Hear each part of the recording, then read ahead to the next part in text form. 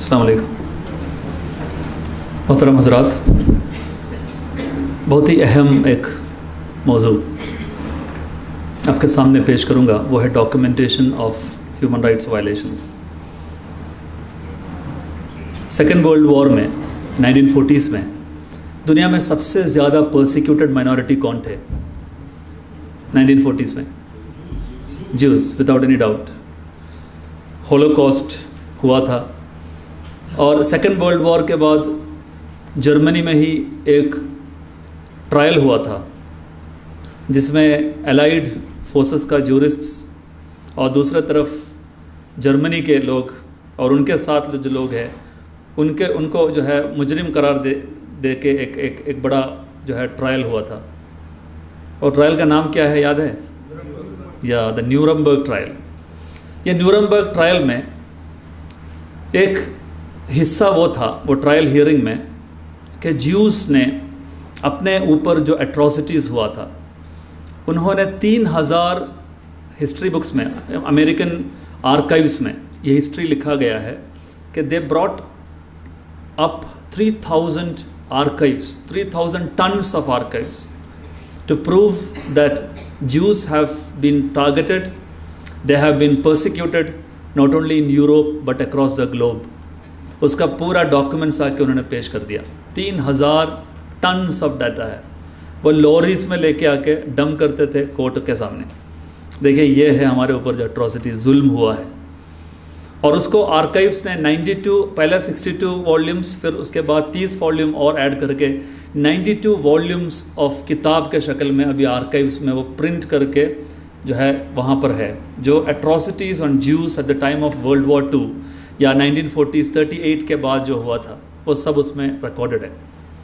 उसका नतीजा ये हुआ कि यूरोप में आज अगर आप जाके, अगर आपने जो है ये बोल दिया कि Holocaust is a myth, France में जाके आपने अगर बोल दिया या जर्मनी में जाके बोल दिया कि होलोकॉस्ट वाज अ मिथ, वो तो उन्होंने बनाया है, लेकिन अगर आप वो बोलेंगे, अगर वो सच भी हो, लेकिन फिर भी वो बोलने की वजह से आपको जेल में भेज दिया जाएगा, क्योंकि वो एंटी सेमिटिज्म लॉ के तहत एक नॉन बेलेबल ऑफेंस है।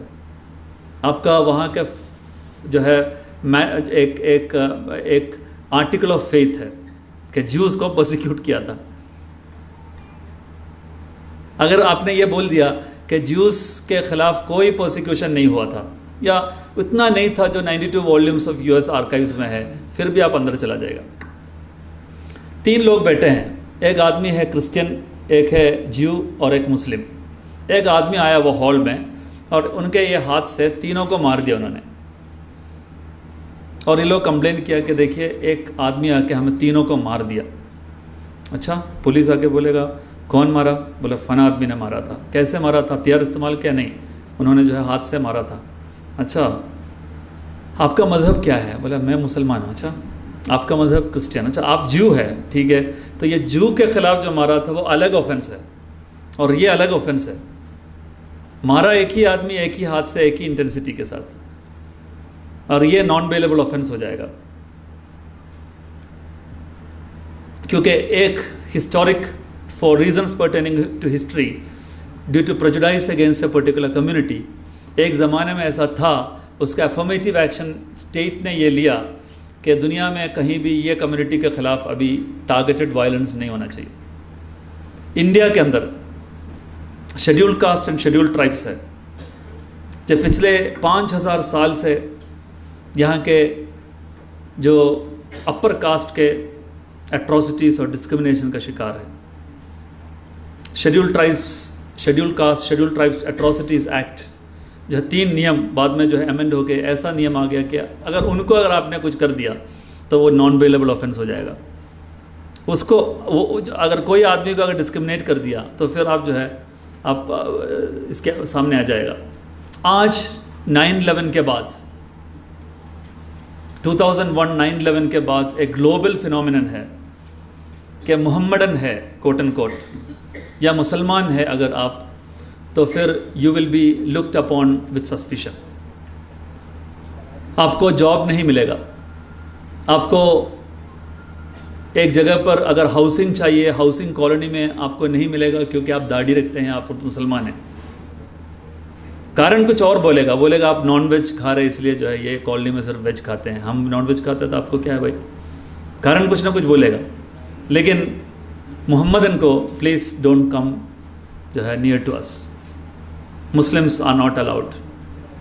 ये जो डिस्क्रिमिनेशन है ज्यूस जितना फेस किया था उससे कहीं गुना ज़्यादा 9/11 के बाद मुसलमान across the globe, be it in Muslim countries और other countries, a narrative has been built that a particular identity is dangerous for the society.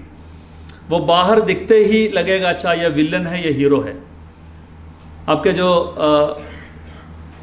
यहाँ के जो कार्टून्स है, छोटा भीम, उस तरीके का जो बहुत अलग अलग कार्टून्स है, ये कार्टून्स में आप देखेंगे उसमें वाज़ेह तौर पर विलन किस तरीके के जो है अटायर्स है, उनका अपीयरेंस कैसा है विलन का। विलन को दाढ़ी होगा अच्छा खासा, और जो है ये मुस्टैच थोड़ा कम होगा, और जो है कभी कभी ये जो है ये टकला होगा, या है तो भी बहुत कम ये होगा, उम्रा वगैरह करके जो है थोड़ा छोटा बाल होगा। इस तरीके का आदमी विलन होता है। बचपन से ही सिखाया जाता है कि देखिए ये ग्रुप जो है विलन है, ये समाज एंटी सोशल है। ये जो एरिया है, मिसाल के तौर पर दिल्ली में जामिया नगर है, वो वहाँ बहुत जाते ही डर लगता है। लोग बोलते हैं, मुझे मेरे सामने ही मेरे ही लोग जो है, हमारा साथी जो लोग हैं वो लोग बोलते हैं जामिया नगर जाते ही एक तरह से डर लगता है। या पुरानी दिल्ली के कुरैशी कबाब बहुत पसंद है, लेकिन कुरैशी कबाब जाने के लिए जाना है पुरानी दिल्ली, वहाँ जाते ही जो है बहुत डर लगता है। मतलब वो एक कंडीशनिंग है, कंडीशनिंग ऑफ माइंड है। हालांकि सब इंसान है, लेकिन ऐसा डिफाइन कर दिया, ऐसा कंडीशन कर दिया कि देखिए ये लोग basically they are not good. ये जो एट्रॉसिटी है, ये जो डिस्क्रिमिनेशन है मुसलमान जो फेस कर रहे हैं, आप ऐसा मत समझिए जो दाढ़ी रख रहे हैं वही सिर्फ है। शबाना आज़मी, जावेद अख्तर, जो CNN IBN में एक इंटरव्यू में ये बताया था राजीव सरदेसाई के प्रोग्राम में या करण थापर के प्रोग्राम में, कि मुंबई में if Shabana Azmi is not able to find a housing for the reason that I am Muslim, what are you talking about. वो सवाल पूछते हैं उसमें। शबाना आज़मी कौन, कभी स्कार्फ नहीं डालते हैं। Shabana Azmi film actress, dancer, बड़े एक्ट्रेस। शबाना आज़मी को अगर वो मिलेगा नहीं हाउसिंग बम्बई में, तो आप नॉर्मल मुसलमान की हाल सोचिएगा। सलमान खान यही चीज़ बोला। आमिर खान ने ये जिक्र किया एक प्रोग्राम में, एक लीडरशिप समिट में इंटरव्यू के दौरान, कि मेरा वाइफ ने ऐसा बोला कि जो है इंडिया में जो रहते वक्त बहुत डिस्कम्फर्ट फील हो रहा है, हम क्या यहाँ से कहीं और रहने के लिए जाएं। ये बोल दिया तो फिर पूरा जो है IT सेल्स उनके पीछे, BJP IT सेल उनके ऊपर पड़ गए, और स्नैपडील जिसका वो एम्बेसडर थे, स्नैपडील के एम्बेसडर पोस्ट से उनको निकाल दिया। किसको? आमिर खान को, क्योंकि बोल दिया कि हम थोड़ा डिस्क्रिमिनेशन फील कर रहे हैं। आप ये बोलना भी आपको हक नहीं है कि आप डिस्क्रिमिनेशन फील कर रहा है। You have not even the rights to even say और even state a bit of it that you are facing some discrimination. आप यहाँ से निकाल दिया, आप बोलना नहीं, चुप बैठो। ये हालात में क्यों इस हालात तक पहुँचने के बाद भी, why is that not even a single Muslim movement or an organization has still now asked for a law to protect the Muslim community against discrimination. आज तक कोई पूछा नहीं कि हमें एक इस्लामोफोबिया एक्ट चाहिए। Islamophobia is a reality. Islamophobia से ज़्यादा जो है सिर्फ एक वर्चुअल रियलिटी नहीं, इट्स एन ऑब्जेक्टिव रियलिटी। वो एक ऐसा चीज़ है जो यहाँ के कोई भी आदमी उसके ऊपर सवाल नहीं उठाएगा, नहीं इस्लामोफोबिया है नहीं, unless and until he is too much xenophobic, जिंगोइस्ट नहीं है। तो फिर सब आदमी, छोटे और बड़े, मर्द और औरत, सब बोलेगा है इस्लामोफोबिया। उसके बावजूद भी we have not asked for the reason for this particular demand that we need a law which protects Muslims against discrimination and atrocities. इसका जो ग्रेवनेस है वो आपको अगर देखना है तो एक डॉक्यूमेंटेशन प्रोग्राम है, उसका नाम है डोटो डाटाबेस। ये है, यह 2014 से लेके आज तक जो भी एट्रॉसिटीज़ हुआ है, कोई भी धर्म हो, नॉट सिर्फ Muslims, any religion, any person, if he is being subjected to an atrocity or a discrimination or a violence of any sort, it will be recorded in this. It should be a targeted violence based on religious identities. ये हमारा quill का एक काम है, डोटो database. ये अब तक का सबसे बड़ा डाटाबेस है जो आपको सिर्फ ऑनलाइन नहीं बल्कि ऑफलाइन सोर्सेज से भी, जहाँ पर भी न्यूज़पेपर्स में रिपोर्ट आए हैं, वो रिपोर्ट्स को हमने स्कैन कर 16,000 रिपोर्ट्स को हमने अभी तक स्कैन किया है। स्कैनिंग मशीन लेके लोग जाते हैं, स्कैन करते हैं और वो अपलोड करते हैं ऐसे जो है archive.org में। ये अलग अलग यूज़र्स में अपलोडेड है। ये आप क्लिक करेंगे, उसको जो है माइक्रो डिटेल्स जो है आप पढ़ सकते हैं और ये न्यूज़पेपर उसके साथ लिंक्ड है। ये वर्नाकुलर लैंग्वेजेस में, अलग अलग लैंग्वेजेस में जो आए हैं वो सब इसमें आएगा। देखिए हिंदुस्तान टाइम्स 15/5/2014, जो भी इंसिडेंट्स है इसको जूम करके आप देख सकते हैं। मतलब ये जो है online and offline Marathi language में सिर्फ छपा होगा कुछ इंसिडेंट्स, वो इंग्लिश न्यूज़पेपर या उर्दू पेपर में छपा नहीं होगा। लेकिन यहाँ पर कुछ सिविल सोसाइटी ऑर्गेनाइजेशन होगा जो न्यूज़पेपर काटने का डिपार्टमेंट है, जो न्यूज़पेपर में अपने जो है कुछ स्टाफ्स को बिठा के वो ये जो जमीयत उलमा हिंद है, सबसे बड़ा डॉक्यूमेंटेशन जमीयत उलमा हिंद का है अल्हम्दुलिल्लाह।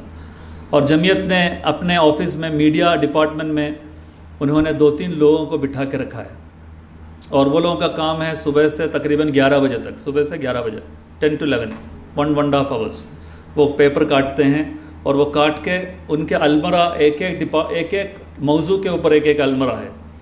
राइट्स का एक अलमरा है, डिस्क्रिमिनेशन ऑन मुस्लिम्स एक अलमरा है, जो है एनकाउंटर एक अलमरा है, फैक्ट फाइंडिंग रिपोर्ट्स एक अलमरा है। इस तरीके से अलग अलग अलमराज में मोर देन 40 अलमराज दिल्ली में हम लोग जाके वो पूरा स्कैन कर दिया। उनका 23 ईयर्स का काम हमने 1 महीने में पूरा स्कैन कर दिया और उनको सॉफ्ट कॉपी दे दिया फ्री में और ये अपलोड कर दिया इसमें, ताकि आवाम पूरा दुनिया उसको देखे सर्चेबल फॉर्मेट में।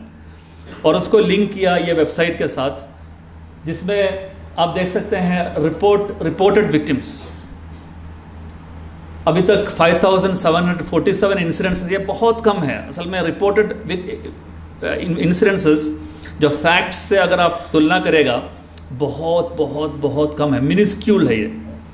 मिसाल के तौर पर मैं अगर यह हॉल में लोग आपसे पूछे कि आप में से कितने लोग डिस्क्रिमिनेशन फेस किए हैं, तो आप में से कम 40-50 लोग अपने जो है बहुत करीब इंसिडेंसेस या एक्सपीरियंसेस वो लोग शेयर करेंगे, लेकिन एक भी चीज़ न्यूज़पेपर में रिपोर्टेड नहीं होगा। तो वही चीज़ है सिर्फ जो न्यूज़पेपर में रिपोर्टेड है ये, मतलब ओनली 10 amongst million, लेकिन वो एक अच्छा स्लाइस है जो आपको पढ़ने के लिए, समझने के लिए, प्रूफ के साथ। तो ये total number of victims 5,747 reported incidents ये है। इसमें विक्टिम्स का जो धर्म है ये आपको ये चार्ट में मिलेगा। मुस्लिम्स 3,770 जो मलायन मेजॉरिटी है। ये पूरा इंसिडेंसेस जो अलग अलग धर्म के ऊपर जो अटैक हुआ है वो सब नोट करने के बावजूद भी 762 Christians, 736 Muslims and Hindus combined, because वो जो है एक मास वायलेंस है। अननोन 173, मुस्लिम्स क्रिश्चियंस कंबाइंड है 95। तो इसमें land majority of victims are Muslims. आप परपेट्रेटर्स में जाएंगे, सबसे बड़ा ग्रुप ऑफ परपेट्रेटर्स है राइट विंग हिंदुत्व ग्रुप्स, और आपको देख सकते हैं अननोन, अभी पता नहीं है कौन किया है ये।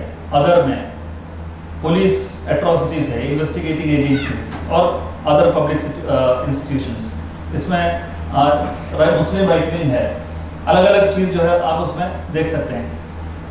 यह है नेचर ऑफ वायलेंस। सबसे ज़्यादा फिजिकल असॉल्ट, जो है communal tension, violence, right, murder, lynch 89, attack on religious, lynch यानी मर्डर के बारे में हम लोग लिंच बोलते हैं, मारने के बारे में लिंच नहीं कहते हैं।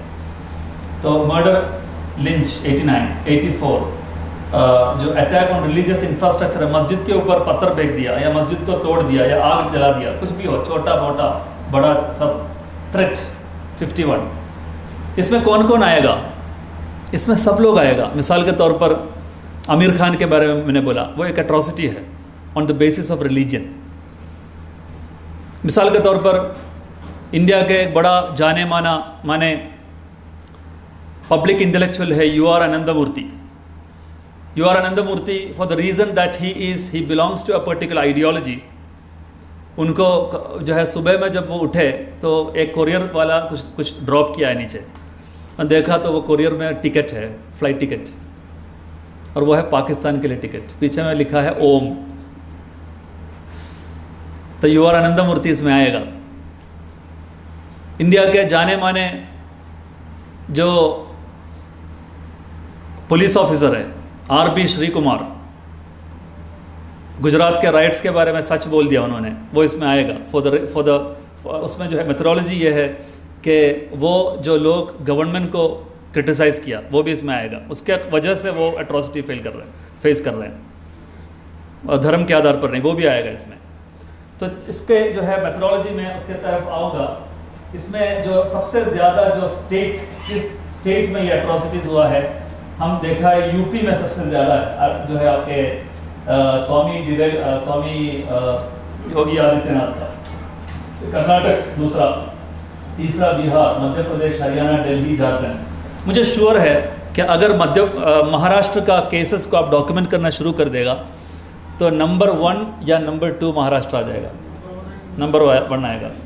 टेरर केस में सबसे ज़्यादा जो केसेस है वो महाराष्ट्र में है।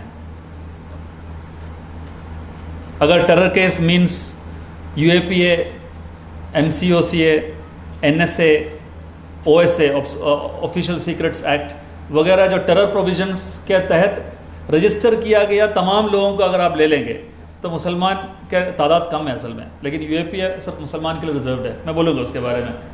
तो ये जो है महाराष्ट्र में ज़रूर ज़्यादा होगा। यहाँ कोई ऑर्गेनाइजेशन है जो इस तरीके से डॉक्यूमेंटेशन करते हैं महाराष्ट्र में? आपके नज़र में अगर कोई भी है तो हमें बताना है, उनके तरफ से हम जाके एक MOU साइन करेंगे और जो है ये इसमें डाल देंगे। इसका जो ऑनरशिप है वो सब लोगों के लिए, उनका भी नाम इसमें आ जाएगा, अबाउट अस में जमीयत उलमा हिंद का नाम है, सब लोगों का नाम है इसमें। तो ये जो स्टेट वाइज आपको जो है इसमें मिलेगा, महाराष्ट्र का देखिएगा, ये महाराष्ट्र है, 34 इंसिडेंसेस, 252 विक्टिम्स है। ये जो है ये अलग अलग स्टेट का 2 अल्फ़ाबेट कोड है महाराष्ट्र। आपके मध्य प्रदेश 45, 217। इस तरीके से आप देख सकते हैं। मेरा स्टेट केरला कहाँ है? ये है कर्नाटक, ये केरला है। 12 हिंदी विक्टिम्स है। मैं मुझे श्योर है ये सही नहीं है, मतलब ऐसा नहीं है कि पूरा पेपर्स इसमें आ गया, पेपर्स आना बाकी है। तो इसके अंदर आप जाके देखेंगे ये पूरा इंसिडेंसेस है, जो नंबर्स है, नंबर्स रिफ्लेक्ट कर रहे हैं ये इंसिडेंसेस को। अब इसके ऊपर की क्या है? Farmer army officer calls for mass killing. ये बोलते हैं कि कश्मीरी लोगों को मार डालो, ये एक टीवी शो में बोलते हैं कि उनको ठोक दो, ये इसमें आ जाएगा। वो थ्रेटन टू किल, उसका सोर्स कहाँ है वो आपको मिलेगा यूट्यूब से। आप क्लिक करेगा, यूट्यूब के वो वीडियो प्ले करेगा जिसमें वो बोल रहे हैं, सब एविडेंस के साथ होगा। यह है इंडिया टीवी में, जी न्यूज़ में। तो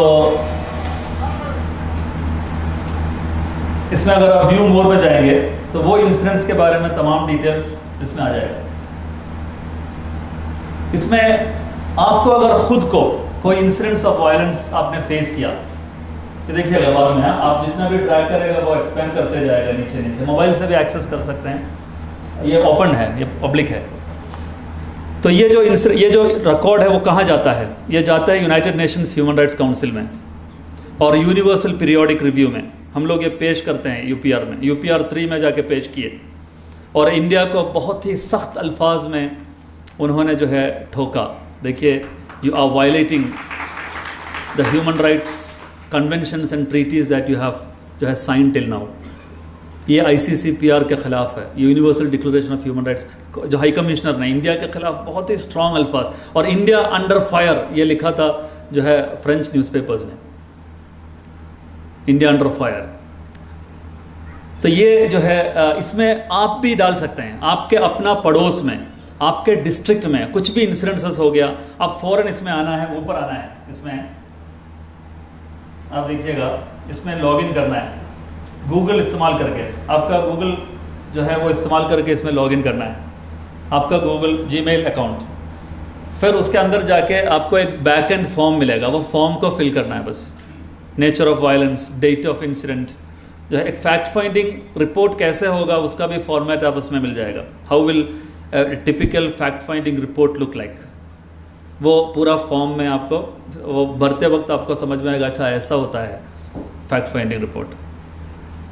और उसका दलील चाहिए, कोई ना कोई ऑनलाइन या ऑफलाइन जो है मीडिया का लिंक, या अगर आपके पास FIR है या कुछ भी नहीं है, आपको खुद को हुआ है, कोई जो है मेरे पास जो बहनें बेटे हैं, आपको हुआ है कुछ, आपके पर्दा किसी ने खींच लिया और बोल दिया कुछ जो है एंटी मुस्लिम रेटोरिक्स, तो आपने जो है फ़ौरन आपके अपना स्टेटमेंट रिकॉर्ड करके YouTube में अपलोड करके उसको इसके साथ लिंक करना है, बोलना है कि देखिए ये मेरा टेस्टिमोनियल है, this is my oral testimony, और आप जो अपलोड करके इसमें लिंक कर सकते, देखिए ये उसका डिटेल्स है।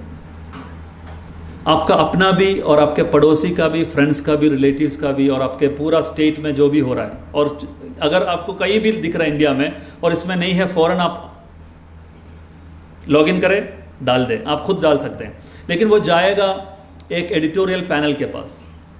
हमारे पास एक एक्सपर्ट ग्रुप है, 7 मेंबर एडिटोरियल डेस्क है, मनीषा सेठी है, अजित शाही है, शारिब अली है, विपुल कुमार है, एडवोकेट फवाद शाहीन है, मधुर भारतीय है, इस तरीके से बहुत सारे लोग वहाँ बैठे हैं। वो लोग ये देखेगा, दोबारा उसको रीचेक करेगा, आपसे फ़ोन करके कंफर्म करेंगे। कभी कभी बहुत बड़ा इंसिडेंट है तो स्पॉट पे आएगा और भी उसके लिए दलील बनाएगा, अगर रिपोर्टेड नहीं है तो फिर उसको छपेगा। बहुत ही क्रेडिबल सोर्स ही हमें चाहिए। ये चीज़ आप नोट करके रखिएगा। डोटो डाटाबेस, डोटो का फुल फॉर्म है documentation of the oppressed, documentation of the oppressed, oppressed लोगों का डॉक्यूमेंटेशन। इसका क्या फ़ायदा है? देखिए, नंबर्स ही है जो सच लोगों के सामने लाएगा। होम मिनिस्ट्री फॉर इंस्टेंस में टेरर केस पे आते हैं। होम मिनिस्ट्री ने पूरा टेरर इंसिडेंसेस को 4 हिस्से में डिवाइड किया है। एक है इस्लामिक टेररिज्म, दूसरा है लेफ्ट विंग एक्सट्रीमिज्म, तीसरा है सेसेशनिज्म या सेपरेटिज्म, और चौथा है मिसलेनियस। आप अगर हर दिन रिपब्लिक टीवी, टाइम्स नाउ वगैरह देखते रहते हैं, और अगर आप हर दिन ये जो मेन स्ट्रीम प्रिंट मीडिया पढ़ते हैं, तो आपके नज़र में गवर्नमेंट वर्जन क्या होगा? आपको क्या अंदाज़ा लग रहा है कि ये 4 कैटेगरीज में सबसे ज़्यादा 9/11 अटैक के बाद, 2001 9/11 के बाद 2015 तक का अगर आंकड़ा ले, हमारे पास है मौजूद, तो ये 4 कैटेगरीज में सबसे ज़्यादा अटैक्स किसने किया होगा गवर्नमेंट के तहत, गवर्नमेंट के वर्जन नैरेटिव के तहत? Islamic terrorism, left wing extremism, miscellaneous और सेसेशनिज्म। ज़रा Islamic terrorism, obviously Islamic terrorism number 1 आएगा। जो सोचते हैं वो लोग हाथ उठाइए, जो सोचते हैं गवर्नमेंट, आपके हिसाब से नहीं, आप कैसा सोचते नहीं मुझे नहीं जानना है, गवर्नमेंट ऐसा सोच रहा है, अगर आपको लग रहा है गवर्नमेंट वर्जन ऐसा है तो आप हाथ उठाइए। इस्लामिक टेररिज्म नंबर 1 है, ठीक है, लायन मेजॉरिटी अराउंड 80-85%।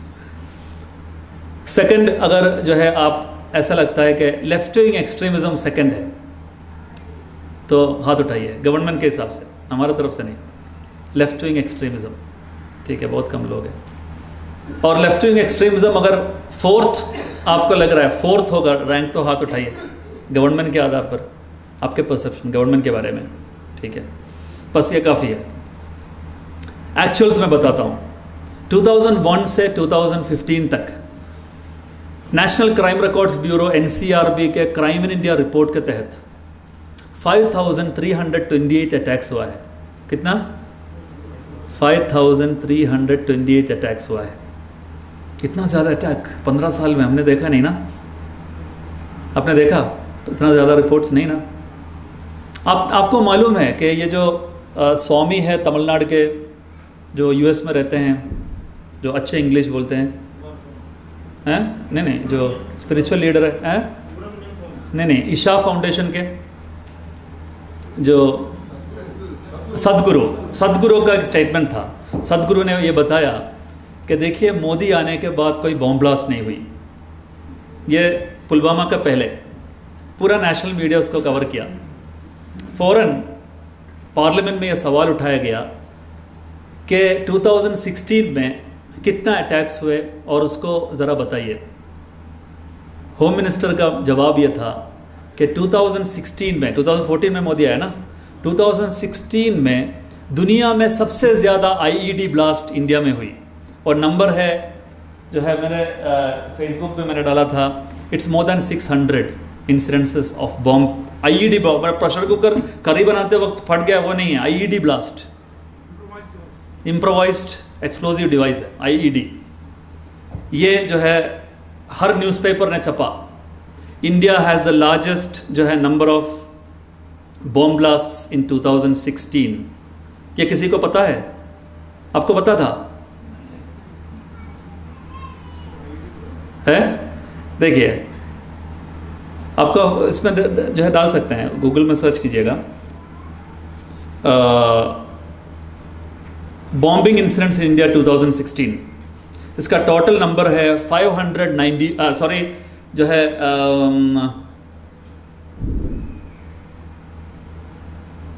591 कैजुअलिटीज़। कितना लोग मरे? 591 लोग मरे। और हिंदुस्तान टाइम्स का रिपोर्ट जो है ओपन हो रहा है, जो इकोनॉमिक टाइम्स का, जिसका जो हेडिंग ही ये बताते हैं कि बिलीव इट और नॉट, ये है हेडिंग, बिलीव इट और not, India had the highest number of blasts in the world. कब? 2016 में। और नंबर ऑफ एक्सप्लोजन है 337 IED ब्लास्ट, 337 IED ब्लास्ट। और जो है उसमें मरे हैं टोटल 500 से ज़्यादा लोग, 591, मतलब नियर टू 600 कैजुअलिटीज़ है। किसी को पता है? मतलब only those incidences are reported where Muslims are alleged. ये एक कारण हो सकता है। मैं उसका नंबर को ब्रेक डाउन करता हूँ। 5328 को ब्रेक डाउन करेंगे। नंबर 1 है लेफ्ट विंग एक्सट्रीमिज़म। आपको याद है जब होम मिनिस्टर थे सुशील कुमार शिंदे, वो बोलते थे कि बार बार ये बोले अलग अलग प्रोग्राम्स में कि the largest internal security threat of India is the left wing extremist. ये बार बार बोलते रहे। तो ये टोटल नंबर्स में 42% है लेफ्ट विंग एक्सट्रीमिज़म। और ये वो लोग हैं जो जल, जंगल और ज़मीन के लिए, अपने बुनियादी हक के लिए, हुकूक के लिए लड़ते हैं। जो ईस्टर्न कॉरिडोर में, ख़ास तौर पर उड़ीसा से तमिलनाडु तक जो है आदिवासी, गरीब, दलित जो है वो लोग हैं, जिसको पकड़ते वक्त ये बोलते हैं कि ये लोग नक्सल है, मावो है। वो बनता है 42%, मुसलमान नहीं। सेकंड, वो फर्स्ट रैंक है 42%। सेकंड है मिसलेनियस। मिसलेनियस में lion majority, more than 80% unknown लिखे हैं उसमें, अननोन। और वो है 35%। उसमें हिंदुत्व ऑर्गेनाइजेशंस का नाम भी मौजूद है, क्योंकि हिंदुत्व ऑर्गेनाइजेशंस मास वायलेंस में विश्वास करते हैं और वो टेरर एक्ट के तहत डिफाइन नहीं है, तो इसमें वो नहीं मिलेगा। लेकिन जहाँ पर वो एलिज्ड है, बम ब्लास्ट वगैरह, वो इसमें है। और तीसरा है 22%, जो कौन आएगा? कम से कम ये आएगा, ये भी नहीं है, ये है सेपरेटिस्ट एंड सेसेशनिस्ट लोग। आप जोड़िएगा 42 प्लस 35 77 हो गया, प्लस 22 99% हो गया। रिमेनिंग जो 0.93% है, पिछले 15 साल में 2001 से लेकर 2015 तक का जो पूरा मीडियाज़ में, प्राइम टाइम टीवी डिस्कशंस में, फ्रंट पेज न्यूज़ रिपोर्ट्स में जो दिखते हैं, इस्लामिक टेररिज्म, वो इंडियन मुजाहिदीन, ये तमाम चीज़ एलिज्ड जो इंसिडेंट्स है वो सिर्फ 0.93% था। लेकिन ये पूरा मीडिया जो मैनिपुलेट करते हैं, या गवर्नमेंट या कॉरपोरेट्स जो मैनिपुलेट करते हैं, उन्होंने जो 0.93 को 99% बना के पेश किया, और जो 99% है उसको कहीं डिस्कस ही नहीं किया। वाकई अगर इंडिया के अंदर सिक्योरिटी कंसर्न्स वाकई है अगर सिस्टम को, तो थोड़ा ट्रूथफुल अंदाज में बात करना चाहिए था। पिछले 15 साल 15 लॉन्ग ईयर्स अभी भी लोगों को अंधेरा में रखा है सिस्टम ने। ये जो इवन सदगुरु, एक एफ्लुएंट सोशल लीडर, वो भी ये गलतफहमी में है कि अच्छा कोई आईईडी ब्लास्ट या कोई ब्लास्ट इंडिया में हुआ नहीं मोदी जी आने के बाद। लेकिन ये बताया गवर्नमेंट ने, उस वक्त से सवाल पूछा कि दुनिया में सबसे ज़्यादा, which crosses even Iraq and Syria, उससे भी ज़्यादा अटैक्स इंडिया में हुआ, लेकिन वो गुफ्तगू नहीं हुई। ये देखिएगा, आप अपने तौर पर पढ़ सकते हैं, आपके पास मोबाइल है, लेकिन वो गुफ्तगू नहीं हुई। ये है डॉक्यूमेंटेशन की एडवांटेज। आप डॉक्यूमेंटेशन करेगा, आप फैक्ट्स एंड फिगर्स के पीछे जाएंगे, परसेप्शन के पीछे कभी भी नहीं पढ़ना। मैं पिछले 3 साल से न्यूज़पेपर नहीं पढ़ा, मैं न्यूज़पेपर पढ़ता नहीं हूँ, मोबाइल से भी नहीं पढ़ता। हर वक्त जो आने वाला जो न्यूज़ है उसके पीछे कभी भागना नहीं है। आपसे भी मेरा गुजारिश है, द बिगेस्ट कर्टन, पर्दा समाज के सामने जो डालते हैं वो मीडिया है। आप सोचते हैं कि मीडिया पढ़ते वक्त आपको दुनिया में जो चल रहा है वो समझ में आएगा, नहीं, आपको अंधेरा में रखने के लिए है मीडिया। पोस्ट ट्रूथ कहते हैं इसको। आपको पोस्ट मॉडर्निज्म के बारे में आप पढ़ेंगे, that there is no grand narrations, objective reality आप लेके आने के बावजूद भी आपके ट्रूथ नहीं है, रिलेटिव ट्रूथ है, वो पोस्ट ट्रूथ कहते हैं। ये जो मीडिया है वो पढ़ने के बाद आपको कुछ भी हकीकत आपके सामने नहीं आएगा। सिर्फ और सिर्फ वो लोग जो सिस्टम को कंट्रोल करते हैं, जो कॉरपोरेट्स है, वो लोग जो समाज को गुमराह करना चाहते हैं, वो लोग जो अंधेरा में रखना चाहते हैं लोगों को और फिर एक्सप्लॉइट करना चाहते हैं, वो लोग बनाते हैं मीडिया। मीडिया सिर्फ वही है ना। What is media? 51-52% of Indian media is now owned by Mukesh Ambani, आपके स्टेट के, गुजराती है बेसिकली, मुकेश अंबानी के न्यूज़ 18 या नेटवर्क 18 ओन करते हैं इंडिया के 52% स्टेक्स इन द मीडिया। वो अगर बोलेगा चिल्ला के न्यूज़ रूम में कि देखिए कोई ब्लास्ट नहीं हुआ, तो सब बोलेगा कोई ब्लास्ट नहीं हुआ। वो अगर बोलेगा देखिए इंडिया में पूरा अभी अंधेरा छाया हुआ है, सब कोई बाहर जाके नहीं देखेगा अंधेरा है या रोशनी है, बोलेगा अच्छा अभी पूरा अंधेरा हो गया है, अच्छा अभी पूरा रात चल रहा है, 12 o'clock PM है, लेकिन कोई बाहर जाके नहीं देखेगा अच्छा अभी जो है रात है या दिन है। अच्छा वो बोलेगा सब लोग। इसको बोलते हैं mind control techniques, mind control mechanism. आप सिर्फ जो है यूट्यूब में मॉडर्न माइंड कंट्रोल मैकेनिज्म्स के बारे में पढ़िए। मेरा अंदाज़ा, मेरा अपना ऑब्जर्वेशन है पिछले 1.5 साल का, मैं ये बहुत जो है दलील के साथ मैं विश्वास करता हूँ कि दुनिया में जो कंसेंसस बन रहा है, जो नॉम चॉम्स्की ने लिखा है मैन्युफैक्चरिंग कंसेंट, उसका नाम है मैन्युफैक्चरिंग कंसेंट। सोशल मीडिया, आप समझते हैं कि सोशल मीडिया बहुत आज़ादाना चीज़ है, आपको ऐसा लग रहा है ना। 2010 के बाद आप दुनिया में जब कलेक्टिव कॉन्शियंस या पब्लिक कंसेंसस आप जब देखेंगे, क्यों ये सोशल मीडिया आने के बाद पूरा दुनिया में, चाहे वो पोलैंड में हो, चाहे वो जर्मनी या ब्राज़ील या यूके में हो, ब्रेक्सिट, या US में हो, पूरा यूरोपियन कंट्रीज़ और एशियन कंट्रीज़ में क्यों राइट विंग जो है नेशनलिस्ट, जिनोफोबिक, जिंगोइस्ट ऑर्गेनाइजेशंस क्यों इलेक्शन में जीत के आ रहे हैं? 2010 के बाद, 2010 की खसूसियत यह है कि फेसबुक पूरा दुनिया में आने के बाद, सोशल मीडिया पूरा रियलिटी बनने के बाद, मतलब वो जो बना है वो 2010 से है।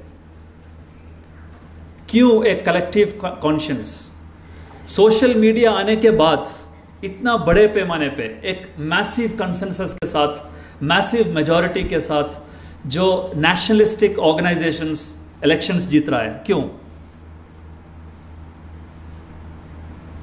इंडिया में अभी इलेक्शन हो रहा है, इंडियन होम मिनिस्ट्री ने फेसबुक से यह कहा, ट्विटर से यह कहा कि आपका सोशल मीडिया को हम जो है उसको रेगुलेट, कंटेंट को रेगुलेट करना चाहते हैं, रेगुलेटिंग ऑफ कंटेंट। आप का विचारधारा, आपके पॉलिटिकल ओरिएंटेशन क्या है वो फेसबुक को जानते हैं। आप प्रो मोदी है या एंटी मोदी है, आप इस्लामिस्ट है या हिंदुत्ववादी है, आप कम्युनिस्ट है या जो है रैशनलिस्ट है या ह्यूमनिस्ट है, ये जानते हैं कौन? फेसबुक। आपके आइडियोलॉजिकल ओरिएंटेशन सबसे ज़्यादा जानते हैं Facebook, by online and offline sources. By the way, online and offline sources.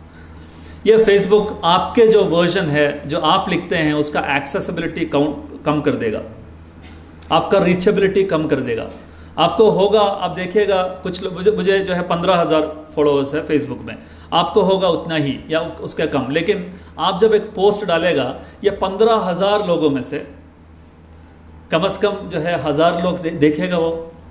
लेकिन आपके पोस्ट, चूँकि आपका आइडियोलॉजी थोड़ा डिफरेंट है, उसका रीचेबिलिटी वो लोग कम कर देगा। जैसा कि अर्नब गोस्वामी के प्राइम टाइम टीवी डिस्कशन में आप चिल्ला चिल्ला के बोलेगा, आपका आवाज़ नहीं पहुंचेगा, जो दूसरे आदमी का आवाज़ सुनाई देता है। ये जो एम्पलीफायर का जो स्विच है उनके हाथ में है, मार्क जुकरबर्ग के हाथ में है। वो जो है कुछ लोगों का रीचेबिलिटी ज़्यादा करेगा, कुछ लोगों का जो है ज़्यादा कर देगा, कुछ लोगों का कम। Social media, even social media is being manipulated. तो इस दौर में हमारे लिए बहुत, क्योंकि ख़ास तौर पर मुसलमान की सबसे बड़ा खुसूसियत यह है कि मुसलमान का ट्रेडिशन, जो इंटेलेक्चुअल एंड रिलीजियस ट्रेडिशन जो है, वो चीज़ें लिखने का है। कुरान से लेके, कुरान जो आयत है जब नाजिल हुए, वो जब लिख कर के रखे हर चीज़। हुज़ूर सल्लल्लाहु अलैहि वसल्लम के वफ़ात के बाद जो सहाबा लोग, जो भी याद है वो सब लिखने शुरू हो गए, जो हदीस हो के बाद में आए। ये जो अहादीस, ये जो तफसीरात, ये तो शरह, जो अलग अलग एक्सप्लेनेशन है इसका, ये जो तमाम किताबें हैं, ये इंटेलेक्चुअल ट्रेडिशन है इस्लाम का और मुसलमान का। और अब्बासीद खिलाफत के वक्त आप देख सकते हैं कि दारुल हिकमा बगदाद में, जो पूरा अब्बासीद खलीफेट के नीचे अंडर, जो वो लोग रिकॉर्डिंग करने के लिए दुनिया के अलग अलग किताबों को ट्रांसलेट करते हैं अरेबियन लैंग्वेज। मतलब गूगल ट्रांसलेशन का जो गूगल बुक्स है ना, जो आज का सबसे बड़ा डॉक्यूमेंटेशन गूगल बुक्स है दुनिया में, गूगल बुक्स का मोटिवेशन बेसिकली अब्बासीद कैलिफेट का दारुल हिकमा है। वो लोग खुद बोलते हैं, वो लोग ऑडियो देखिएगा, उसका जो यूट्यूब वीडियो देखिएगा। दारुल हिकमा में दुनिया के अलग अलग लोग किताबें लेके आते हैं, वहाँ पर एक स्क्रीनिंग टीम है, वो लोग देखेगा, अच्छा ये किताब पूरा दुनिया पढ़ना है, तो उसको अलग अलग ट्रांसलेशन मूवमेंट बोलते हैं, उसको ट्रांसलेशन मूवमेंट। दुनिया के बड़े बड़े लैंग्वेजेस में वो लोग वो ट्रांसलेट कर देगा और वो हर जगह पर भेज दिया जाएगा। प्रिंटिंग प्रेस नहीं था, तो वहाँ पहुँच के वहाँ से फिर अपने लाइब्रेरी में दोबारा उसको कॉपी बनाएगा। दुनिया में जहाँ पर भी अच्छे किताब लिखे उसको लेके उसको अरबी में कन्वर्ट करते हैं, अरबी में जो भी है वो अलग अलग ज़बान में। इस तरीके से नॉलेज को, इन्फॉर्मेशन को डिसमिनेट करना और उसको कलेक्ट करने का जो ट्रेडिशन है, जो आज के मॉडर्न सिविलाइजेशन ने जो सीखा है, वो इस्लामिक गोल्डन एजेस में जो हमारा ट्रेडिशन था वही था। लेकिन आज हम इसको कोई अहमियत नहीं समझते, इसको हमें रिवाइव करने का ज़रूरत है। और इसी से आप प्रूव कर पाएंगे कि इस्लामोफोबिया ट्रूथ है और इस्लामोफोबिया के तहत जो है एक एक्ट होना चाहिए। और मिसाल के तौर पर यहाँ मच्छर है, आपको म्यूनसिपालिटी में जाके ये बोलना है कि यहाँ पर मच्छर है, उसको जो है मॉस्किटो कंट्रोल मेशर्स आपको लेना है, आप बोलेंगे, वो लोग कबूल नहीं करेगा। लेकिन आप अगर ये बोलेंगे कि देखिए मच्छर के वजह से जो कंटेजियस डिसीज़ है उससे इतने लोग मरे पिछले 2 साल में, और ये जगह पर इतने जगह पर मच्छर बन रहा है, फैक्ट्स एंड फिगर्स, वो बोलेगा अच्छा ठीक है, हम मेशर करेगा, हम इसके लिए मेशर्स हम अडॉप्ट करेंगे। ये होते हैं फैक्ट्स एंड फिगर्स और ऑब्जेक्टिव जो है प्रेजेंटेशन से। ये बोल के मैं लास्ट 5 मिनट में आपको फैक्ट फाइंडिंग कैसे करना है मैं बताता हूँ। How do you do fact finding? मैं जो है उसके पहले, वो बोलने के पहले आतंकवाद के बारे में, टेरर प्रोसिक्यूशंस के बारे में एक और चीज़ मैं आपसे बोलना चाहूँगा जो बहुत इंपॉर्टेंट है। मैं समझता हूँ कि औरंगाबाद के लोग ये जानने का ज़रूरत है। अब तक मोर देन 400 केसेस हमने एनालाइज किया across India, the largest repository of terror cases वो हमने किया अभी 3 साल में। पूरा legal and social audit of all terror cases across India, specially Maharashtra, उसमें 300 से ज़्यादा केस महाराष्ट्र के हैं। हमने फोकस किया महाराष्ट्र और फिर दिगर स्टेट्स का जो प्रोमिनेंट केस है, लेकिन महाराष्ट्र प्राइम फोकस है क्योंकि जो है नेशनल लॉ कमीशन के चेयरमैन अजित प्रकाश शाह ने हमें बोला कि आप महाराष्ट्र फोकस कीजिए, और हमें भी लगा वो सही है। इसमें जब देखा, एनालाइज किया, लोगों से बात किया, ये जो एक्यूज्ड है उनके फैमिली से बात किया, उनके डॉक्यूमेंट्स देखे, उनसे पर्सनली बात किए, सब करने के बाद हमने 5 तरह का टेरर केस को या terrorist, quote and quote terrorist को आइडेंटिफाई किया है। 5 काइंड्स ऑफ टेररिस्ट है। नंबर 1 वो लोग हैं जो बिल्कुल इनोसेंट है, जो टेरर से कुछ लेना देना नहीं है। वो लोग कोई भी वायलेंस में विश्वास नहीं करते थे और करते हैं। वो लोगों को कुछ कारण की वजह से पुलिस ने पकड़ के एनहांस्ड इंट्रोगेशन टेक्निक्स, टॉर्चर इस्तेमाल करके कन्फेशन स्टेटमेंट्स को एक्सट्रैक्ट किया। ये नंबर 1 केस है जो बहुत बड़े कसीर तादाद में आपको मिलेगा। नंबर 2 वो केस जहाँ पर पुलिस इन्फॉर्मर्स होके, मुखबिर होके काम कर रहे थे, और एक टाइम जब आते हैं वो बोलते हैं कि मैं नहीं करना चाहता हूँ अभी, ये बहुत गंदा काम है, या वो ऐसा लगे कि जो है ये सही नहीं है, तो पुलिस बोलते हैं कि एक और काम करो उसके बाद चला जाओ। तो वो लास्ट काम जो है उनको फंसाने का काम होता है, उससे वो फंस जाएगा। पहले वाले का एग्जाम्पल है जो पहला मैंने बताया इनोसेंस का, मालेगांव 2006, मालेगांव 2008, अजमेर दरगाह ब्लास्ट, समझौता एक्सप्रेस, मक्का मस्जिद, ये तमाम केस में जो पकड़े गए थे उसमें लोग कंप्लीटली मासूम है, कोर्ट ने बोला। दूसरा सेक्स ऑफ एक्यूज्ड आ गया बाद में। सेकंड जो केस है पुलिस इन्फॉर्मर्स को पकड़ा जाने का, उसका जो है एग्जाम्पल है आपके बीड के ज़बीउद्दीन अंसारी या अफजल गुरु या Irshad Ali and Maurif Qamar versus the state of Delhi वाला केस। तीसरा एक तरह का केस है जो बहुत ही ख़तरनाक है, वो है ऑर्गेनाइजेशन एंड इंडिविजुअल्स को। ये लोग समझते हैं कि ये लोग बेसिकली रेडिकल बन सकता है, तो अंडरकवर एजेंट्स जो या तो फिर जिम्नेशियम का इंस्ट्रक्टर होगा, ये जिम्नेशियम में जो है इंस्ट्रक्टर होगा, या शूटिंग क्लास में इंस्ट्रक्टर होगा। शूटिंग क्लास के इंस्ट्रक्टर्स दुबई में, सॉरी यूएस में, टेरर फैक्ट्री, ट्रेवर एरोन्सन के किताब में लिखता है कि अक्सर जगह पर ये लोग हैं। और मौलाना, मस्जिदों के मौलाना जो पुलिस इन्फॉर्मर्स है, वो लोग जिहाद के क्लास लेगा। उसका क्लासिक एग्जाम्पल अगर आपको देखना है तो आपको दिखेगा काजी अहमद नफीस वर्सेस द काजी अहमद नफीस का केस यूएस में। काजी अहमद नफीस एक बांग्लादेशी युवा थे। वो न्यूयॉर्क में, मैनहट्टन में कंपनी सेक्रेटरीशिप पढ़ रहे थे। एक बड़ा फ्लैट के ऊपर रहते थे, high well to do family था। और एक दिन वो लिफ्ट में चढ़ने के बाद वो लिफ्ट से मिला एक मौलाना, उनका नाम था अब्दुल सत्तार, अब्दुल करीम या अब्दुल सत्तार। और उनसे ये पूछा कि आपका नाम क्या है? मेरा नाम काजी अहमद नफीस है। अच्छा, मुसलमान हो तो आप क्यों नमाज़ पढ़ने के लिए नहीं आते? मतलब कहाँ नमाज़ होता है? मतलब नीचे ग्राउंड फ्लोर में नमाज़, मतलब जो है नीचे नमाज़ होता है। पार्किंग एरिया के साइड में एक छोटा प्रेयर हॉल है, वहाँ पर मैं इमाम हूँ। बोला अच्छा, लेकिन मुझे नमाज़ पढ़ना नहीं आता। बोला आप बांग्लादेश से हैं, मुसलमान फैमिली, आपको नमाज़ पढ़ना नहीं आता? बोला नहीं मुझे नहीं आता। आप आइए, मैं कल आपको सिखाते हैं।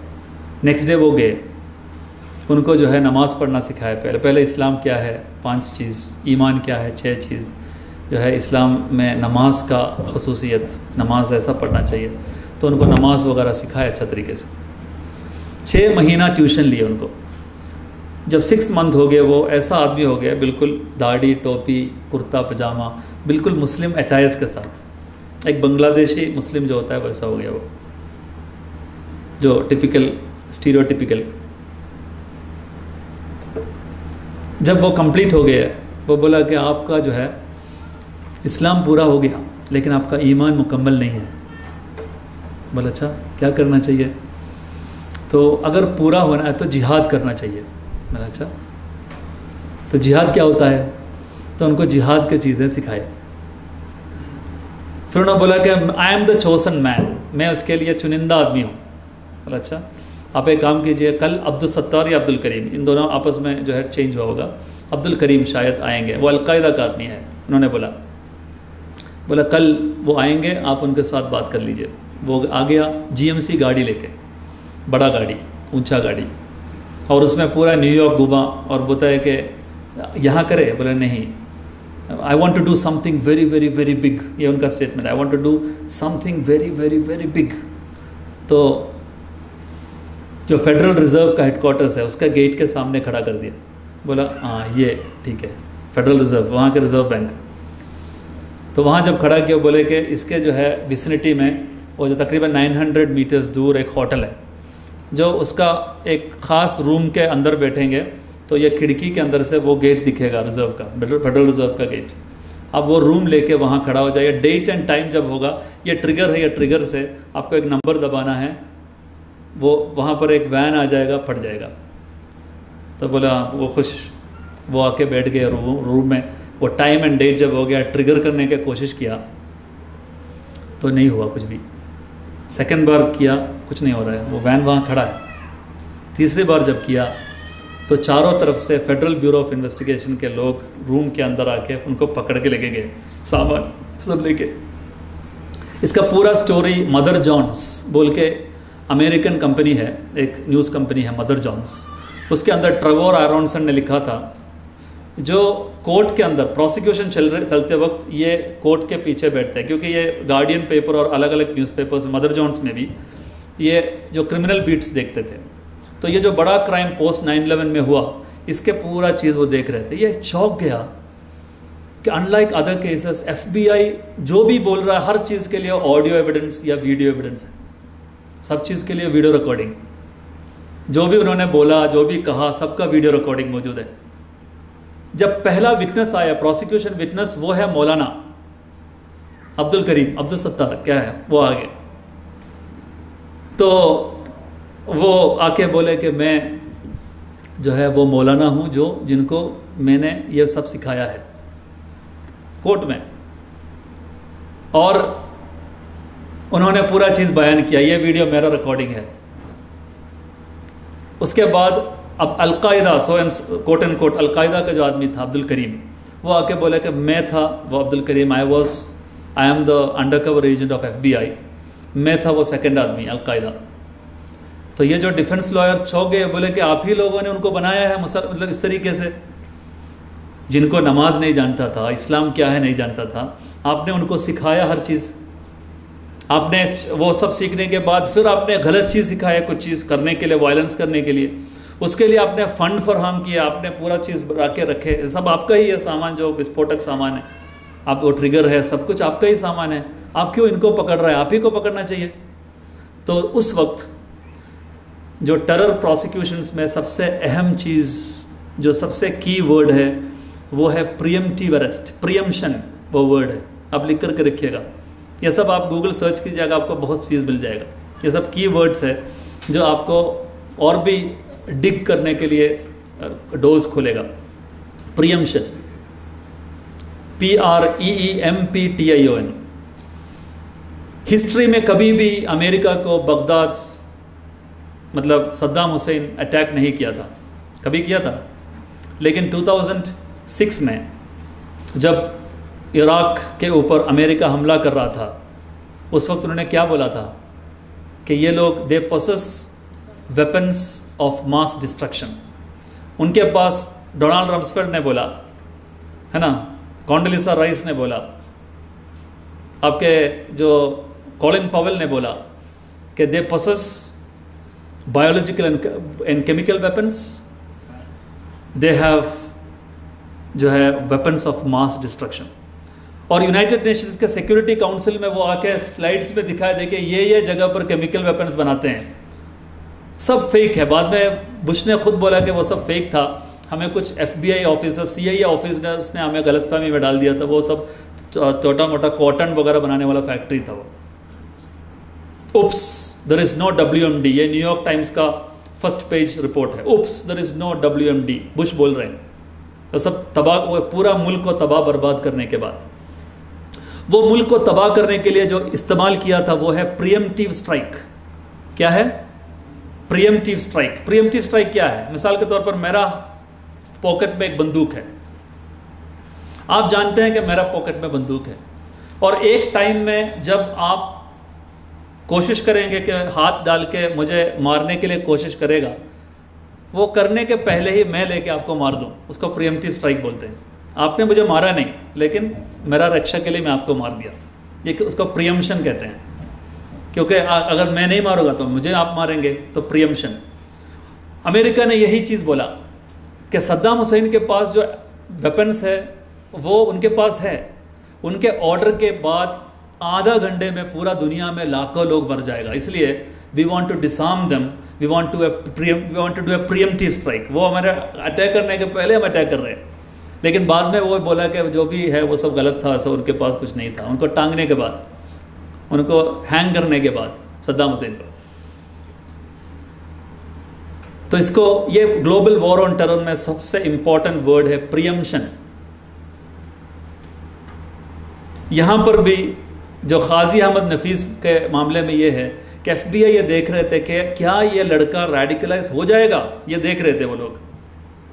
क्या इनको हम अगर कुरान की आयत और हदीस और मिसइंटरप्रेटेड चीज़ें हम अगर दिखाते हैं तो क्या वो वायलेंस के लिए वो निकलेगा कि नहीं निकलेगा, ये देख रहे थे हम। अगर वो निकलेगा तो पकड़ा जाएगा, उसका प्रीएम्प्टिव अरेस्ट है वो, प्रीएम्प्टिव स्ट्राइक जैसा।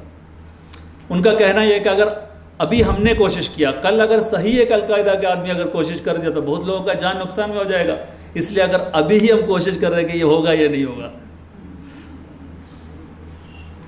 ये है प्रीएम्प्टिव अरेस्ट, ये है तीसरी मामला। और फोर्थ है वो केस, ये ऑर्गेनाइजेशंस के लिए भी होता है। Even organisations are pushed to violence to make the evidences to ban that organisation. Organisation के अंदर घुसाते हैं लोगों को, फिर वायलेंस की तरफ निकालेगा, फिर वो ऑर्गेनाइजेशन को खुद पूरा बैन कर देगा। नंबर 3, वो लोग, वो केसेस जहाँ पर क्रिमिनल्स होते हैं वो लोग, लेकिन उनको पकड़ने के बाद पुलिस ये बोलते हैं कि दीज आर बेसिकली टेररिस्ट्स, लेकिन हालांकि उनको आइडियोलॉजी या कुछ से कोई लेना देना नहीं है, वो नॉर्मल क्रिमिनल थे। लेकिन पुलिस के लिए वो हाई प्रोफाइल केस बनाने के बाद प्रमोशन मिलेगा, उनको जो है गैलेंट्री अवार्ड्स मिलेगा, तो वो बोलेगा ये टेरर केस है। उसका दलील है, जो पहला वाला केस है उसका दलील था Irshad Ali Maurif Qamar versus the state of Delhi, जो इंस्टिगेशन बोलते हैं उसको, प्रीएम्प्शन, इंस्टिगेशन केस का, जो उन्होंने खुद मनमोहन सिंह को बता दिया और प्रूव हो गया CBI से कि वाकई IB ऑफिसर्स और दिल्ली पुलिस स्पेशल सेल के लोग उनसे ये करवाया था। आपके बीड़ के बच्चों को, जो महाराष्ट्र के बीड़ के बच्चों से पुलिस ने बोला था कि ये जिहादी वीडियोस है जो आप दिखाइए, लोगों को वर्गलाइए, लोगों को जो है जिहाद के लिए निकलाइए और फिर हमें बताइए कौन कौन जा रहे हैं। नंबर 4 है क्रिमिनल्स। नंबर 5 है वो लोग जो बुनियादी तौर पर दीन के जो है कुछ गलत इंटरप्रिटेशंस या एक ऐसा इंटरप्रिटेशन जो ये बताते हैं कि आपके पास और कोई चारा नहीं है जिहाद के सिवा। जिहाद यानी क़िताल है, जिहाद इज़ सिनोनिम टू क़िताल एंड जिहाद इज़ टू बी डन। या ऐसे कम्युनिस्ट जो बोलते हैं कि हम कम्युनिज़्म है लेकिन हम लोग बंदूक से सोशल रेवोल्यूशन लाएगा। या ऐसे जो है कैथोलिक NSC या नोंगबैक मोइबा जैसे लोग जो कुरान या बाइबल का कोटेशन लेगा और फिर जो है बोलेगा हमारे पास यही ऑप्शन है। तो इस तरीके से वायलेंस में विश्वास करने वाला लोग हर धर्म में है, और धर्म के बगैर के लोग ज़्यादा है, जो जिसमें धर्म नहीं है वो ज़्यादा है इस मामले में दुनिया में, जो वायलेंस में है ऑलरेडी। तो ये 5 किस्म का टेररिस्ट्स या टेरर इंसिडेंसेस होते हैं, और आपको हमेशा जो है जब भी एक इंसिडेंट्स देखते हैं तो ये आपको मालूम होना है कि इसमें कौन सा कैटेगरी में ये पड़ता है। 5 कैटेगरी में। कैसे फैक्ट फाइंडिंग रिपोर्ट आप बनाएंगे?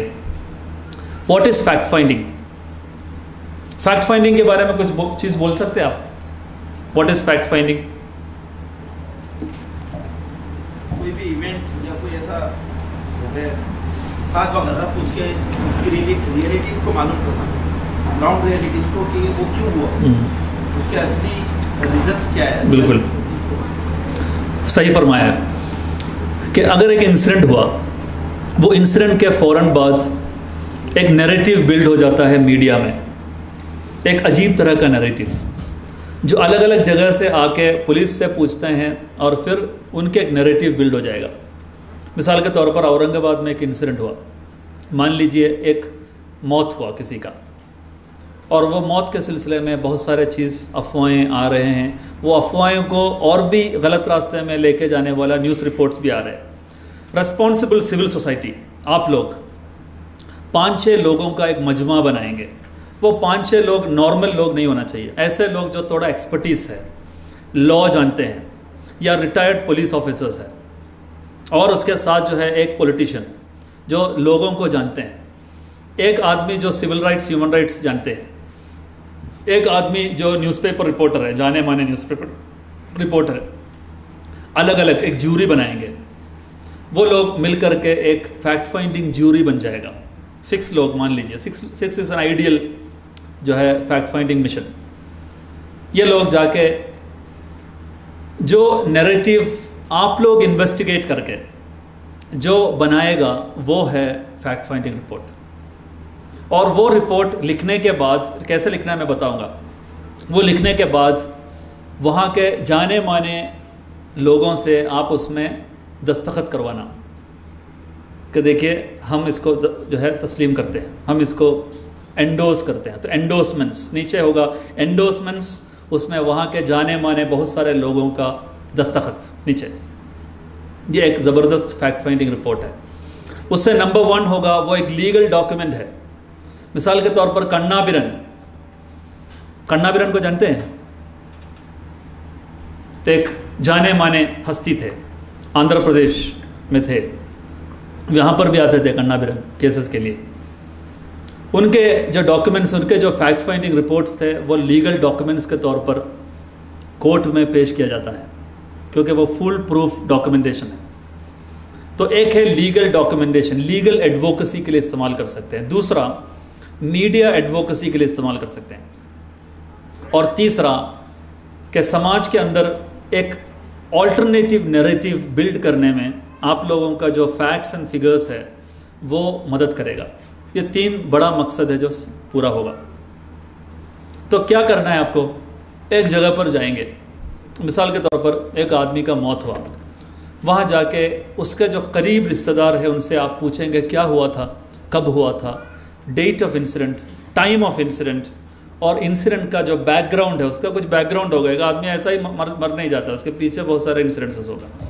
तो पूरा इंसिडेंट्स, बैकग्राउंड, उसका कॉन्टेक्स्ट, और उसका जो हक जो उनका जो नैरेटिव है, उनका जो टेस्टिमोनी है, वो पूरा आप लिखेंगे। वाइफ का नाम लिखा और वाइफ ने ये कहा, time of incident, date of incident, background of the incident and what she thinks of the incident, वो लिखा।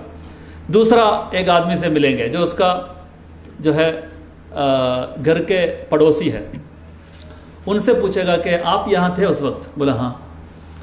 तो आप क्या बोलते हैं, कितने बजे कुछ आवाज़ आया था, कुछ प्रॉब्लम था वहाँ पर? बोला हाँ एक आवाज़ आया था। बोले अच्छा वो कितने बजे था? तो उनका टाइम वो बोलेगा, वो लिखेंगे। वो आवाज़ कहाँ से आया था, घर के वो सामने से आया था, पीछे से आया था, वो लिखेगा। उसके जो बैकग्राउंड, आप क्या जानते हैं वो घर के बारे में, वहाँ पर कोई आदमी है तो उसके पूरा जो बैकग्राउंड एंड इंसिडेंट के बारे में उनका नैरेटिव आप लिखेंगे। ऐसे ही वो केस के रिलेटेड जो भी लोग हैं उसका सब लोगों का नैरेटिव आप उसमें लिखेंगे। ये नंबर 1 है आपको जो करना है, जो कभी भी न्यूज़पेपर के आधारित नहीं होना चाहिए। आपके अपने आधार, आपके अपने टेस्टिमोनियल्स डायरेक्टली सुनना होना चाहिए। और अच्छा यह है कि आप उसको ऑडियो रिकॉर्ड करें कम से कम, क्योंकि कल वो रिट्रैक्ट करेगा, आपको बोलना चाहिए कि अच्छा देखिए उन्होंने बोला था उस वक्त, ऑडियो रिकॉर्ड है। या वीडियो रिकॉर्ड, आप बोलते वक्त वीडियो रिकॉर्ड कीजिए, वो बोलते वक्त वो बोलेगा वीडियो रिकॉर्डेड है। और आपके फैक्ट फाइंडिंग रिपोर्ट में नीचे लिखेगा ऑल स्टेटमेंट्स वे वीडियो रिकॉर्डेड, ये लिख सकते हैं। ये लिखने के बाद आप सुबह से शाम तक का, इसके बाद आप एक बार सब लोग एक हॉल में आके बैठेंगे और फिर आप दोबारा उसको जुगाली करेंगे ना, जुगाली बोलते हैं ना उसको, दोबारा उसको रीडाइजेस्ट करेगा। फिर उसको जो है आप एक नतीजे में पहुंचेंगे। ये 6 लोग जो अलग अलग एक्सपर्ट लोग हैं वो लोग बैठ करके एक चीज़ लिखेगा, देखिए ये हमारा फैक्ट फाइंडिंग रिपोर्ट। उसमें यह भी हो सकता है कि FIR का कॉपी आपने पुलिस स्टेशन से जाके ले लिया और FIR के कॉपी के अंदर इनकन्सिस्टेंसीज है, आपने नोट कर लिया, देखिए ये चीज़ इनकन्सिस्टेंसीज है, जो है वैसा ही। आप कोई कंक्लूजन नहीं लिखना है क्योंकि आप पुलिस ऑफिसर नहीं हैं, लेकिन आपने जो ऑल्टरनेटिव नैरेटिव जो सुना है वो सब आप ऑन रिकॉर्ड लाएंगे। फिर वो मीटिंग के बाद आप एक अच्छा फैक्ट फाइंडिंग रिपोर्ट लिखने के बाद आप ऐलान करेंगे कि देखिए एक प्रेस कॉन्फ्रेंस होने वाला है जिसमें हमारा फैक्ट फाइंडिंग रिपोर्ट पेश किया जाएगा। और उसमें जो 6 लोगों में से एक आदमी उसको सबसे अच्छे अंदाज में जो बयान कर सकते हैं, उसका लीगल कॉम्प्लेक्सिटीज़ को और इन्वेस्टिगेटिव कॉम्प्लेक्सिटीज़ को जो है सही तरीके से कंसिडर करते हुए कौन जो है बयान कर सकते हैं। एक अच्छा वकील है तो ज़्यादा बेहतर, एक वकील होना बहुत ज़रूरी है। मैं गिनते वक्त शायद वो भूल गया है, वकील होना बहुत ज़रूरी है। तो वो जो है वो बयान करेंगे प्रेस कॉन्फ्रेंस में। यह चीज़ न्यूज़पेपर में छप के आएगा। जब ट्रायल चलेगा एनकाउंटर के या जो है मौत के बारे में, तो कोर्ट के अंदर यह fact finding report will become an annexure of the case. देखिए पुलिस का वर्जन के ख़िलाफ़ जो अभी आ रहा है, ये उसी वक्त इन लोगों का नैरेटिव था, इन लोगों का जो है टेस्टिमनीज मौजूद है जो पुलिस को से वर्जन से टकराते हैं। ये आप पेश कर सकते हैं कोर्ट में। एक बड़ा दलील है, मिसाल के तौर पर एक बड़ा छुट हुई थी नजीब का जो डिसअपियरेंस है। नजीब आपको जानते हैं ना, JNU में जो नजीब है, नजीब को इंतकाल या नजीब का डिसअपियरेंस जब हुआ, 15 मिनट्स ने अभी मैं ख़त्म कर रहा हूँ। तो नजीब के डिसअपियरेंस के फ़ौरन बाद वहाँ के सिविल सोसाइटी मिल करके एक फैक्ट फाइंडिंग रिपोर्ट बनाना चाहिए था, आज तक नहीं बना है। नजीब को क्या हुआ था? नजीब के अम्मी को फ़ोन आ रहा है एक दिन पहले कि बेटा अम्मी मुझे कुछ लोगों ने आके मारा है, थोड़ा ये हो गया है, कुछ ब्लीडिंग वगैरह है, मुझे डॉक्टर से मिलना है। और सफदरजंग हॉस्पिटल में मैं हूँ अभी, डॉक्टर को दिखा के मैं अभी वापस जाऊँगा। तो डॉक्टर से मिलने के बाद वापस गए, हॉस्टल में पहुँचने के बाद फ़ोन किया, अम्मी मैं हॉस्टल पहुँच गया, जो आप आ रहे हैं, आप आइए। तो बोला मैं आ रहा हूँ बेटा, मैं कल आऊँगा, कल पहुँचूँगा। नजीब की अम्मी थोड़ा दूर से आना है, हरियाणा से, फिर हरियाणा या UP वेस्ट, फिर फ़ातिमा नफीस, आपने देखा होगा फ़ातिमा नफीस से अलग अलग प्रोग्राम्स में आते रहे उनके अम्मी। तो अम्मी जब वहाँ पहुँचे हॉस्टल में, हॉस्टल पहुँचने के 2 घंटे पहले भी उन्होंने बोला कि मैं रूम में हूँ आइए, लेकिन जब वहाँ पहुँचे हॉस्टल में तो उनका चप्पल वहाँ बिखरा हुआ है अलग अलग जगह पर। उनके एक चप्पल इधर उधर है, दो चप्पल्स होते हैं, पैर, एक पैर उस तरफ एक इस तरफ, और नजीब वहाँ नहीं है, बेडशीट पूरा बिखरा हुआ है। उसके बाद से किसी को पता नहीं नजीब कहाँ चला गया, नजीब कहाँ है। लेकिन अगर उसी वक्त एक फैक्ट फाइंडिंग अगर टेस्टिमोनीज का शक्ल में अगर लिया जाए, CBI, आपको मालूम है CBI जो इंडिया के प्रीमियर इन्वेस्टिगेटिंग एजेंसी है, उन्होंने ज़ीरो डाउन किया 3 लोगों के ऊपर जो वहाँ के ABVP के प्रवक्ता है। ये सवाल पूछा गया, कोर्ट ने ये पूछा कि आपने इतना दिन होने के बाद, तकरीबन 18 मंथ्स के बाद, 1.5 साल के बाद, CBI इतना बड़ा इंस्टीट्यूशन है, आप ये जो इन्वेस्टिगेट करते वक्त ये जो ABVP का लड़का है, उनका मोबाइल क्यों नहीं आपने टेस्ट किया, उसको क्यों नहीं आप जांचा?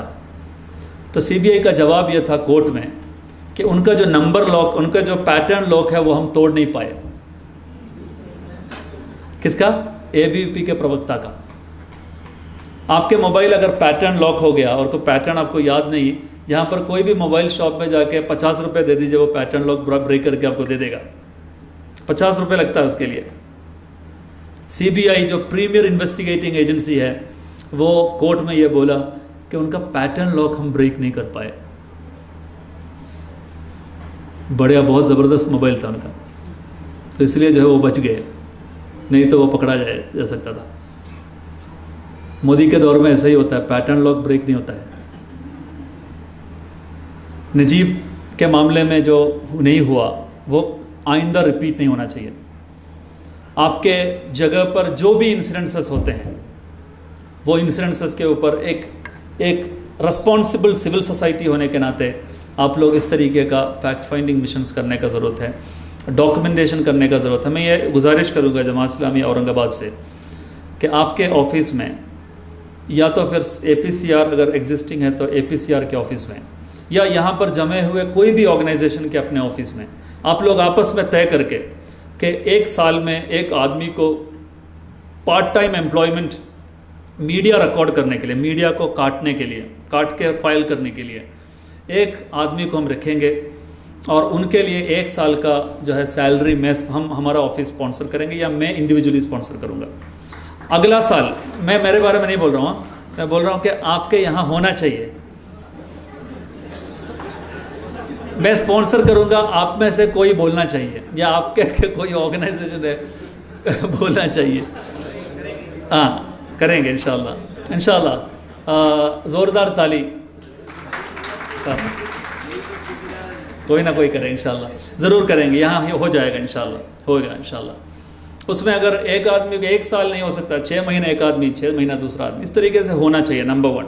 नंबर 2 ये है कि जब भी एक ह्यूमन राइट्स वायलेशन होते हैं, जब भी एक टेरर अरेस्ट होते हैं, अभी ISIS के ऊपर टेरर अरेस्ट हुआ, फ़ौरन आपके कुछ लोग जो फैक्ट फाइंडिंग टीम, उसके लिए आप परमानेंट एक बोर्ड रखिए, एक फोरम रखिए, कोई नाम रखिए, उसके अंदर जो है मालूम है कि यहाँ पर ये एडवोकेट है, ये जो है मीडिया पर्सनल है, ये आदमी है जो एडवोकेट मतलब जो है human rights civil rights experts है, ये तब लोगों का एक मजमा है, जहाँ पर भी प्रॉब्लम हो जाएगा वो लोग वहाँ पहुँचेगा, फैक्ट फाइंडिंग रिपोर्ट बनाएगा। ये इंशाल्लाह आप अगर करते हैं तो ये प्रोग्राम मुफीद है इंशाल्लाह। अल्लाह आपको जो है जज़ा खैर दे और अल्लाह कबूल करे।